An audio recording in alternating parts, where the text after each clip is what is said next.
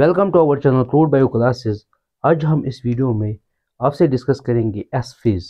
हमने पिछली वीडियो में इंटरफेज़ का एक सब फेज़ कंप्लीट किया है जिसको हम कहते हैं G1 फेज़। अब हम देखेंगे एस फेज़।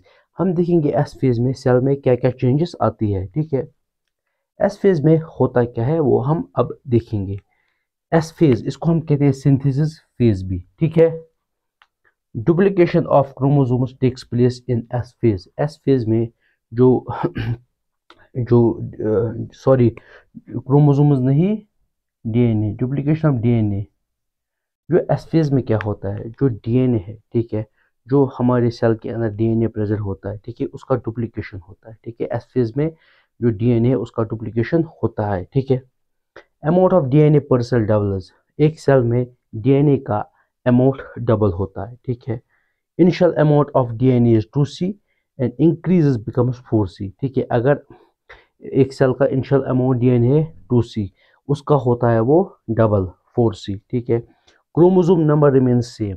यहाँ पर आपको एक बात याद रखना है। ठीक है, अगर ये एक सेल है, ठीक है, सेल के अंदर है न्यूक्लियस। ठीक है, आपको पता है न्यूक्लियस में होते हैं क्रोमोसोम्स।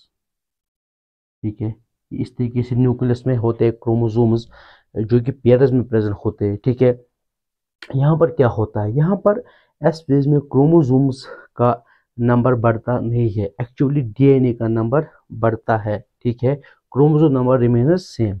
वो आप देख सकते हैं कैसे, अगर ये क्रोमोसोम है, क्रोमोसोम इस तरीके से होता है सेल में। ठीक है, आपको पता है क्रोमोसोम डीएनए प्लस हिस्टोप्रोटीन से मिलके बना है। ठीक है, ये इसके ये है डीएनए। ठीक है, जो क्रोमोसोम्स है ये डीएनए प्लस हिस्टोप्रोटीन से मिलके बना है। ठीक है, होता क्या है इस फेज में, इस फेज में क्रोमोसोम ऐसे ही रहता है। ठीक है, इसका खाली अमाउंट ऑफ डीएनए डबल होता है। ठीक है, यहाँ पर आप देख सकते हैं इसका डीएनए होता है डबल। यहाँ पर आप देख सकते हैं इसका डीएनए डबल होता है। ठीक है, सेल में जो क्रोमोसोम्स है उसमें जो क्रोमोसोम्स डीएनए और हिस्टोप्रोटीन से मिलकर बना है, ठीक है, उस डीएनए का अमाउंट डबल होता है। यहाँ पर आप देख सकते हैं क्रोमोसोम तो सेम ही रहा। ठीक है, क्रोमोसोम नंबर सेम ही रहा। ठीक है, अभी क्रोमोसोम डबल नहीं हुआ, अभी डीएनए डबल हुआ। ठीक है, यहाँ पर आप देख सकते हैं ये एक डीएनए है। ठीक है, जो कि क्रोमोसोम में प्रेजेंट होता है। ठीक है, होता क्या है, जो ये डीएनए ये अपना कॉपी बनाता है, फिर दो डीएनए बनते हैं। ठीक है, ये डीएनए की सेकंड कॉपी बनती है। ठीक है, इस फेज में डुप्लीकेशन ऑफ क्रोमोसोम होता है, लेकिन क्रोमोसोम नंबर सेम ही रहता है। ठीक है, जो यहाँ पर आप देख सकते हैं ये आप आगे देखेंगे कि ये स्ट्रक्चर क्या बना, वो हम आगे डिस्कस करेंगे। ठीक है, अब आपने देखा कि एस फेज में क्या क्या होता है, हम पहले रिपीट करेंगे एस फेज में होता क्या है। Duplication of DNA takes place, amount of DNA per cell double, DNA का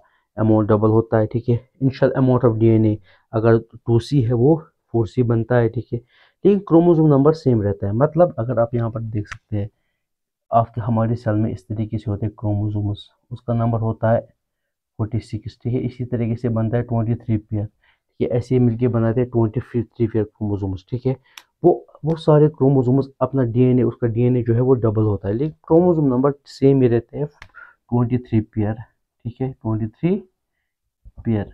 ठीक है, लेकिन उनका जो डीएनए है वो डबल होता है। ठीक है, वो डबल होता है एस फेज में। ठीक है,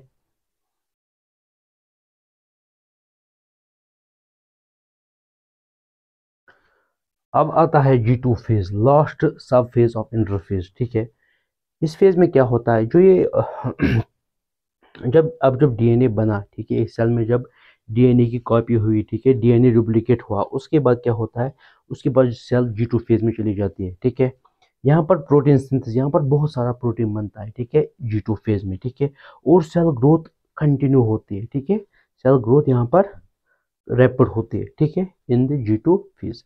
अब यहाँ पर ही हमारा इंटरफेज कंप्लीट होता है। अब हम नेक्स्ट वीडियो में एम फेज डिस्कस करेंगे। जो हमने पिछली वीडियो में आपसे डिस्कस किया था इंटरफेज, ठीक है, हमने इसमें क्या क्या पढ़ा, इसके सब फेज आते हैं। ठीक है, जो हमने डिस्कस किए। ठीक है, जो हमने डिस्कस किए, G1 phase, S phase and G2 phase. ठीक है, ये हमने इंटरफेज यहाँ पर हमारा खत्म होता है। अब हम नेक्स्ट वीडियो में देखेंगे एम फेज। ठीक है, एम फेज, ये हम अब नेक्स्ट वीडियो में डिस्कस करेंगे, ठीक है, कि एम फेज क्या होता है। ठीक है, आज का जो हमारा टॉपिक है यहाँ पर एक ख़त्म होता है। Thank you.